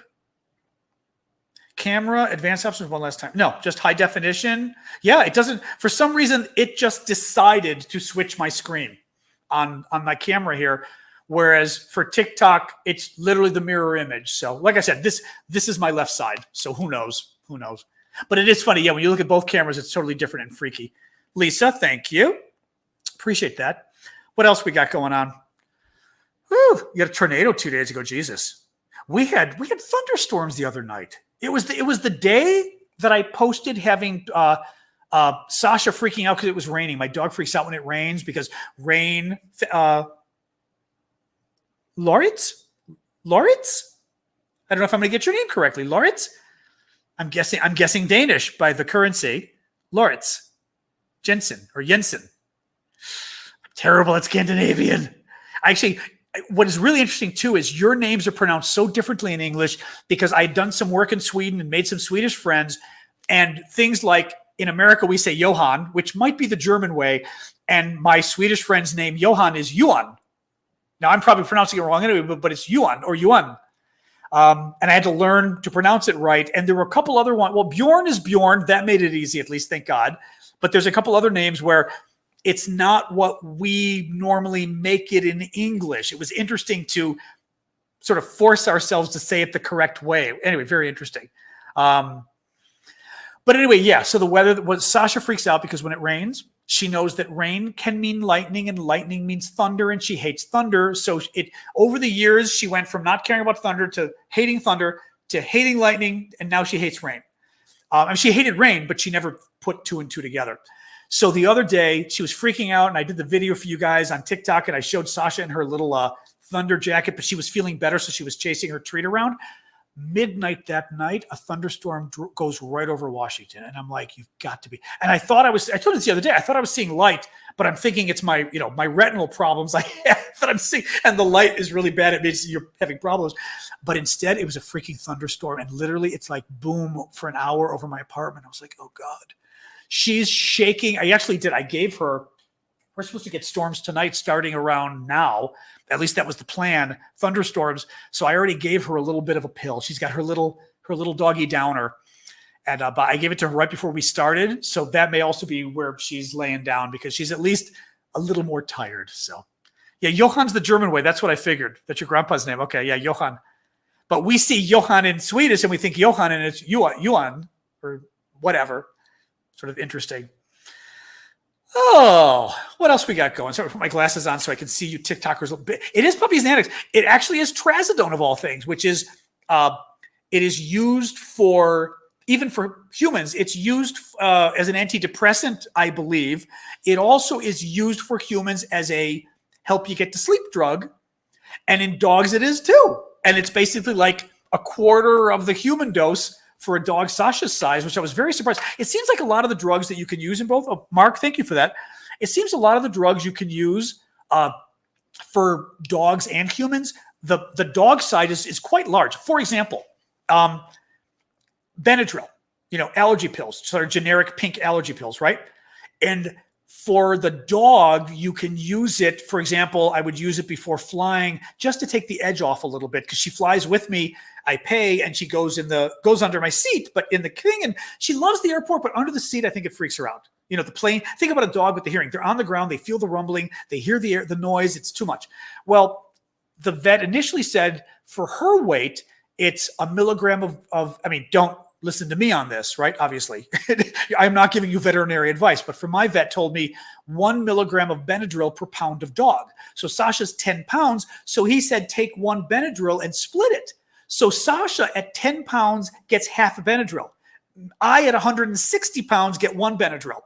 So with animals, it seems that for whatever reason, a number of the drugs I've heard, they seem to get a much larger dosage. Having said that, there's also drugs. Thank you for I like that origami thing. I really do. There are also drugs that are really dangerous. I forgot some of the painkillers. Somebody told me, a vet told me once, somebody called me and they said, I'm a doctor, so I gave my dog some acetaminophen or whatever else it is. Well, it's the one that dogs are like, it's super poisonous for dogs. So you never want to medicate the dog with something that you're like, well, it's a human thing. I can't have Sasha sit on my lap unless she's a therapy dog, and she's not. And I, unlike so many people, did not want to lie. So I pay my, $200 round trip on Southwest or $190, whatever it is, to have Sasha come with me, but they want them in the carrier underneath. But honestly, once she's in the carrier underneath, she gets nervous, but she kind of lays down. She never falls asleep, but she deals with it. So I'm kind of like, you know what? Let it do its thing. Let sleeping dogs lie, literally. But no, we'll see. She gets nervous, but the pill definitely, maybe she's had enough thunderstorms too that she's kind of learning a little bit, on the fun.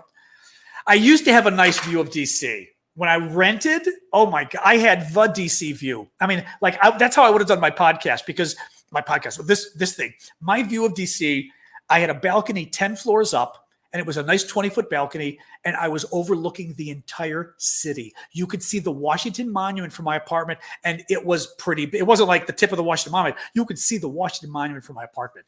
And you could see the U.S. Capitol, the Congress, and you could see the whole dome. So it was this ridiculous, because DC is a pretty short city, a ridiculous view of the city. And I remember somebody coming over, and Loritz, thank you again, although I'm never going to get your name correct. Or was that again? Oh, that is again. Thank you. Tell me, how do we pronounce your name? I don't know if you put it in there before. Put it in right now on TikTok, how to pronounce your first name. Even Jensen might be Jensen, I'm guessing, maybe. I have a Thundershirt for her. It doesn't necessarily work. Who knows? But no, I used to have a fabulous view. I've lived in DC too long. I've been here since 1985. I came here for law school and graduate school at Georgetown and stayed. I went to New York for 2 years. I liked New York. I worked at the UN, the most hideous workplace on the entire planet. Horrible people work there, and it's horrible. Iceland's supposed to be nice. Our neighbor is from Iceland, which is really neat. Yeah, I probably will, Harvey. I mean, Harvey's talking about. Did Laura? I want Laura Jensen or Loritz to tell us how to pronounce that name. I'm going to Google it afterwards. No, but Harvey was saying, continue this after Ukraine's over. I think so. Maybe not a podcast. I just finished up my podcast. I had a podcast for almost 4 years, but it was just too tiring. It was too tiring. And honestly, we'll see with this. I mean, this may get too tiring every day for the next few years. Having said that, if I keep it reasonable, I mean, like right now we go on for an hour and a half. I mean, obviously it's more tiring if I go an hour and a half an hour. Who knows? Maybe we do half-hour news updates or 45-minute news updates. But if I can keep it to a reasonable time, maybe we do Monday to Friday. All right, bye, Dharma. Yeah, you guys don't have to hang out anymore. I mean, feel free to hang out and chat, but obviously you don't have to hang out. Let's see. It is Loritz. So it's Loritz. Loritz Jensen or Jensen? We would say Jensen here. And Loritz wouldn't be a name we'd know. Like here it looks feminine, but I'm almost going to guess Loritz almost sounds masculine to me, like a male name. Whereas here we would think Laura. Anybody know? I'm asking on YouTube. Although there may be a delay too. I never know how that works. Yep, headshots for the summer. Oh yes, I'm looking forward to those. One of you guys is a photographer and offered to give me headshots. I've been dying to get, because I've had for years, it's only occasional, but then you need them.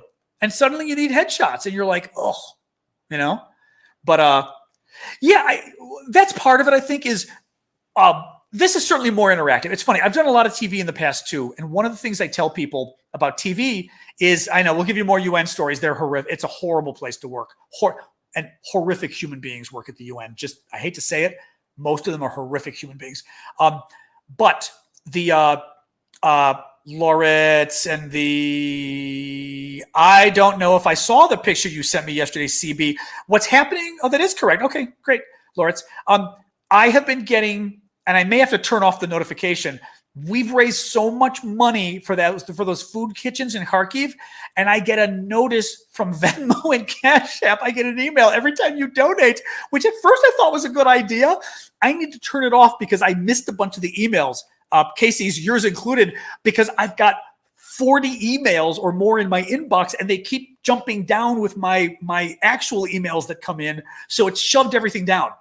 And I don't go through the donation emails because I just go through the donations themselves to make sure they're all for Vlad.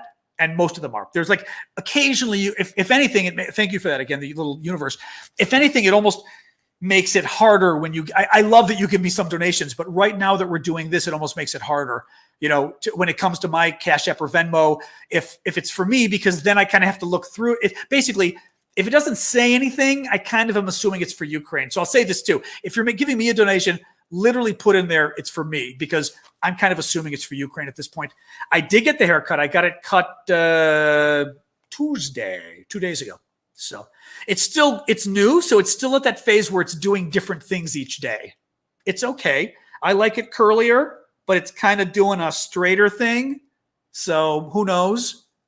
The guy, I was like, this is getting long. He said, no, you need this long. The longer it gets, the more it'll go. I was like, all right. So my hairdresser is a drag queen in his other life, and he's very pushy. He's like he's a bossy drag queen. And I've learned like literally at one point he's cutting my hair, and I guess I didn't realize this, but naturally when you're getting your hair cut, you kind of slouch. And I slouched. He hit my shoulder and he goes, "Sit up like a man." And he hit me. I was like, oh God. But I laughed too, because I was like, Jesus, guy. You're getting beaten up by a drag queen. I don't watch RuPaul's Drag Race. I know a lot of people do and love it. I don't. I do love Drew. I've always loved Drew Paul and have a lot of respect for Drew Paul, for doing what she did early on when it was very edgy. And especially in the Black community, that was super edgy. But anywhere, it was very edgy what Drew Paul did. But yeah, you sort of naturally start to slouch when you get your haircut. I don't know what it is. By the way, sit up like a man. Boom. I was like, okay, be nice to me. Don't beat me up. The Boston. Now that I don't remember. Was the Boston Marathon bombing a retaliation for Chechnya? I just don't know. Thank you. I appreciate that. Somebody said they watch my news after the war. I'm going to see what I can do about it, because obviously, we all have sort of, in the past, I've been doing politics from one perspective, which, was fun or whatever. I do kind of enjoy bringing people together. What I want to figure out as time goes on is it possible to cover the news in a way, first of all, that won't drive me crazy? Certain things piss me off in the news. And in a way, I say this before, like the coverage of Ukraine, it's not really objective. I am trying to be honest, but it's not objective. We're on Ukraine's side. We have all made a decision about this issue. And we think Ukraine's in the right and Russia are basically terrorists, right? So it's not like we're objective in the sense of, both sides have a point. Having said that, the media is taking it the same way. Our media, conservatives criticize our media, but I know a lot of reporters, and a lot of reporters really do try to be fair. And they try to be objective, whether they succeed or not, but they try. I forgot what I was bringing that up with a lot of our reporters, but even they have clearly taken Ukraine's side in this. But I think I think it's a good thing, because I think our press is maturing in a way that they're realizing, in general, you try to be objective, but some issues, there's nothing objective about it, and this would be one of those issues, but the question is, how do you do a news show like that's more personal, that avoids that? But I don't know. My nephew was saying, stick to international relations, which we could. The only thing that worries me about that is, I can't do question and answer on 150 countries a day. Have you guys pull up everything going on in the world? I just won't be up on it. It's way easier to be up on Ukraine because it's one topic, so that I'm also each day also building on the knowledge of that topic. You know what I mean? So I could certainly take several issues a day and synthesize them and explain to you what's going on and what happened and why it matters, which might be a good thing right there.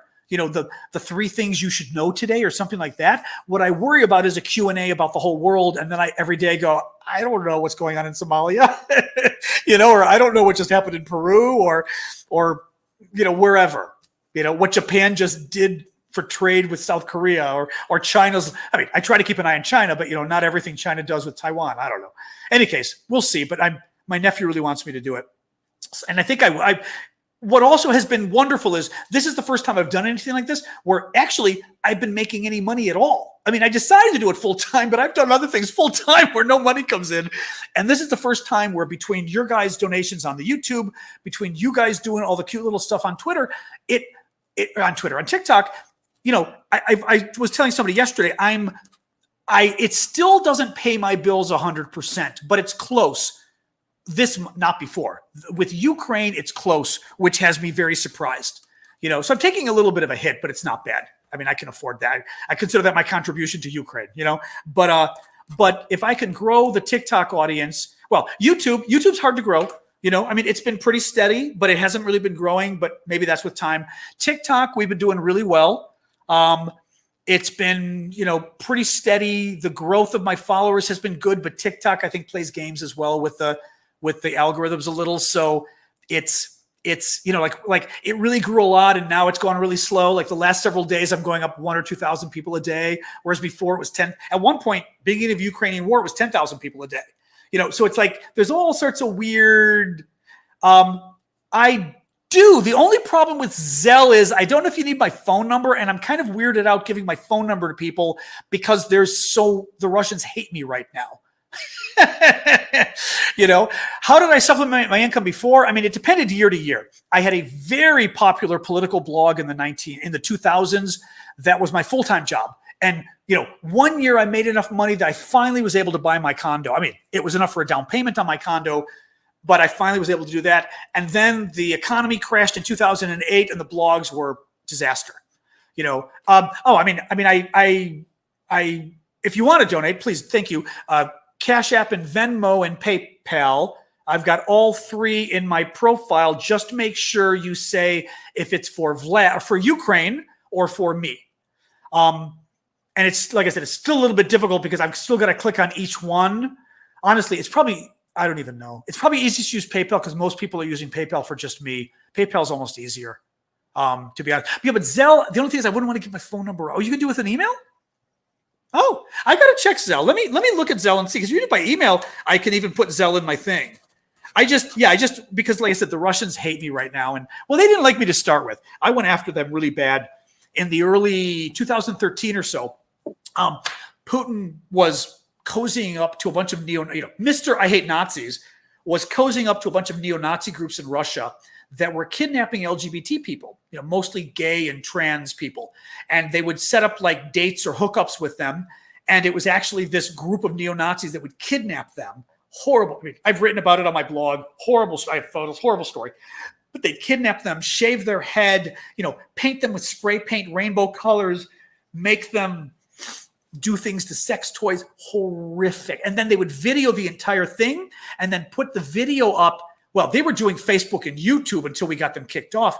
But VKontakte, which is like the Russian version of Facebook that didn't give a damn about enforcing its terms of service. And the Russians were even showing me, because I had they downloaded all the videos for me. I mean, I still have an archive of these videos of these jerks, but they had also downloaded a conversation they had with customer support saying, well, but this seems to violate, term 3 of your service, posting an ad trying to get people to kidnap people, well, no, it doesn't really violate our terms. It was just horrible people. But anyway, but yeah, so Putin was very happy about saddling up to neo-Nazis to go after the gay community.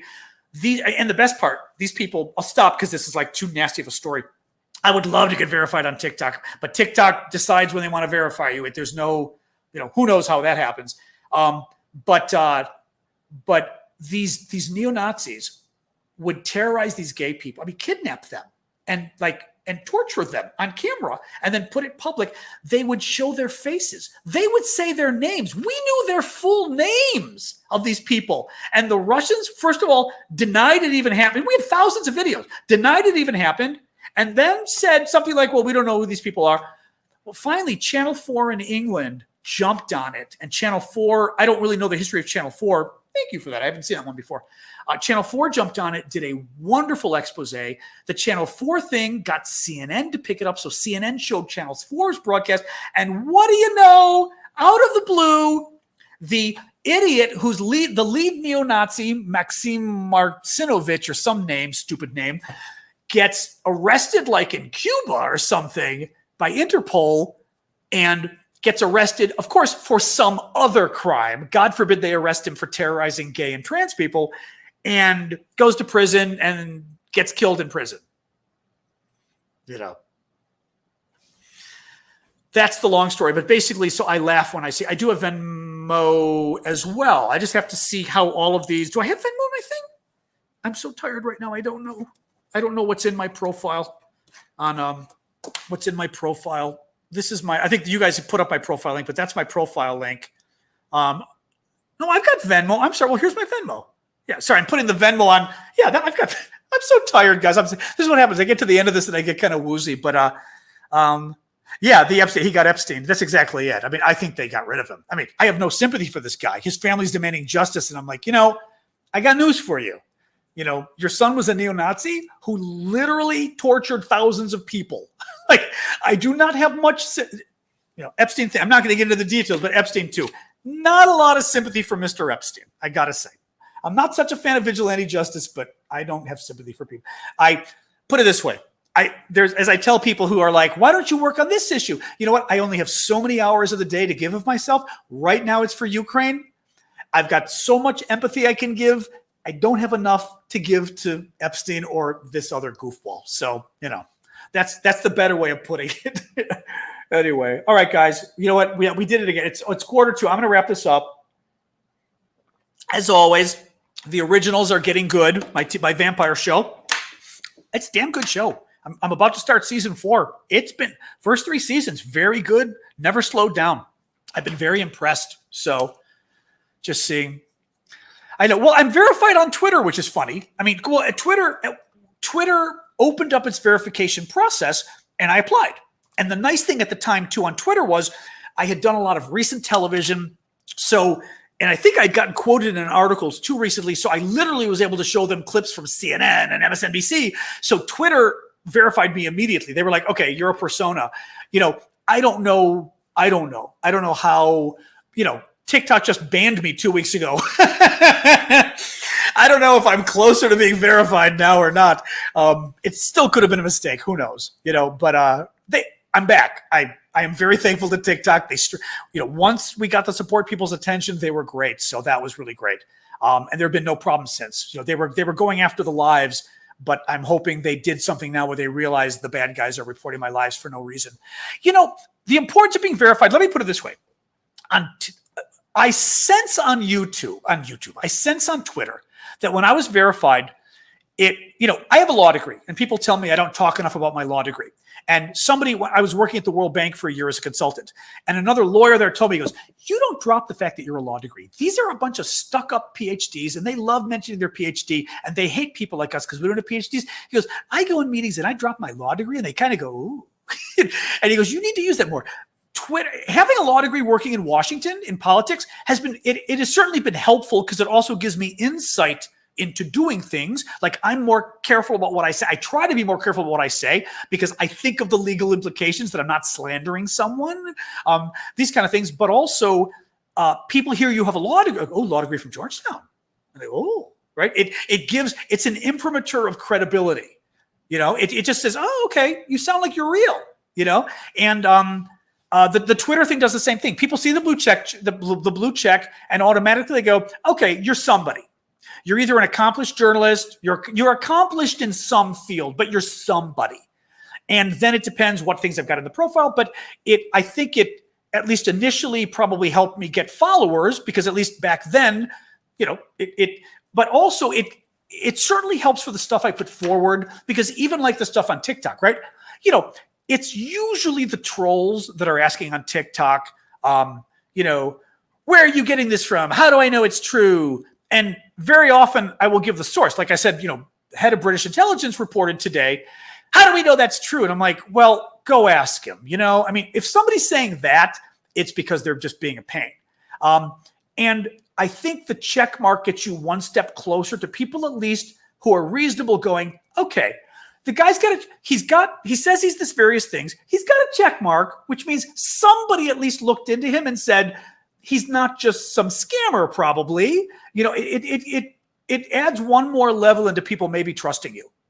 But other things do too. Like you guys were willing to donate for the things I'm doing, I assume, because I've been on long enough that Klaus, you're talking about my TV show.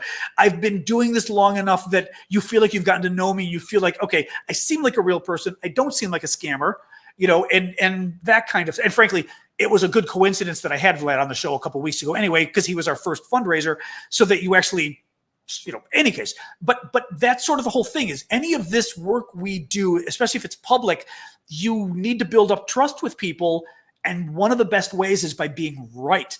The check mark helps, but it's by being right. So that after a while, people go, it's like my stuff. There's nothing you've put out there that's been BS, I would say. Some things might be wrong, but it's wrong because I reported the Turkish intelligence said the Armenians gave 4 fighter crafts to the Russians. It may not be true. I don't know. The Turkish intelligence said it. But if it's wrong, it's not wrong because I found it in the National Enquirer.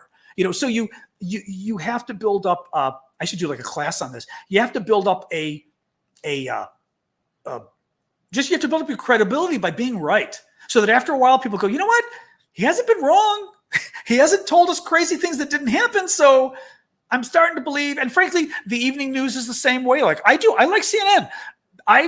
People, get into that back and forth. They're right. They're left wing. The left wing, by the way, hates CNN. They think CNN just panders to try to go after Biden. But I like them because a lot of what they find, I find to be very true. I know I'm not good friends, but like I know Jake Tapper. I know, I've known Jake because professionally, I've known Jake for 20 years professionally, not as a friend. We're friendly. Chummy with a few other ones, but just chummy professionally. But they're earnest people. They try to get the story right, so who knows? But nowadays with news, that's its own polemical topic, obviously. There you go, Tony. That's another thing. Actually, that's funny because somebody else set that up for me and didn't tell me years ago. I'm not even gonna mention it. But anyway, would someone just try to scam and get money, put up donation links? You know what? But yeah, this is funny. Somebody just asked, Jessica, would somebody try to scam with donation links? Why wouldn't you? You can, sure. This is why, first of all, I really prefer the money to go to Vlad directly if you've got PayPal. But I know people hate PayPal and not everybody uses PayPal.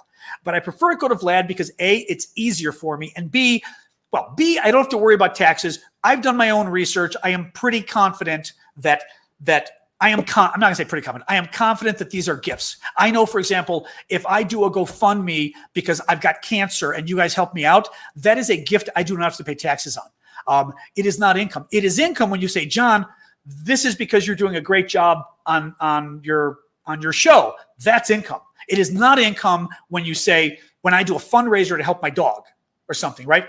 And in this case, we are asking for gifts to give gifts to people in Ukraine to help fund themselves. If you're passing the gift through me, you're still gifting me the money. You're not gifting me the money because you like because you want to give me praise for my work. You're giving me the money because you're saying, here, give this to your friend as a gift. So that's a gift. What I worry about, but I still don't, I don't want the possibility someday of having to go to the IRS and all this BS. So and the other thing is transparency.